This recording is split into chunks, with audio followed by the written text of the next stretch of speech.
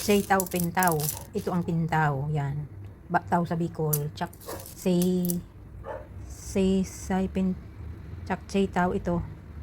Say taw. Maliliit. And then ang ating barley seeds. Yan. Ito naman guys, magluto naman tayo ng Chinese soup. Along cooking soup. Ayan ang mga ingredients niya. Ito guys are pangkot. Ayan yung chap sitaw pintaw. Ito ang pintaw. Ito ang says, hindi ko ma-pronounce. Bala na kayo guys. Ito parang kahoy siya guys. Ni-slice siya na maliliit. At yung barley. At of course, ang ating mandarin peel. At ito na blends lang ating spare ribs. Guys, ang vegetables na ilalagay natin.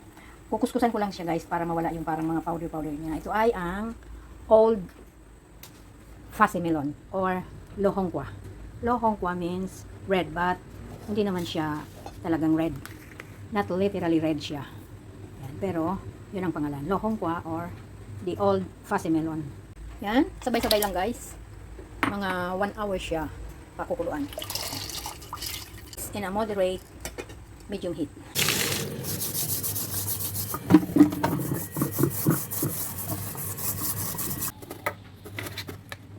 Ito na ang ating lohongkwa. This is a water retention soup. Yan, kasi humid ngayon. Para daw hindi matuyuan. Nare-retain ang water in the body. Okay guys. Yan guys, punong-puno ang ating cooking soup.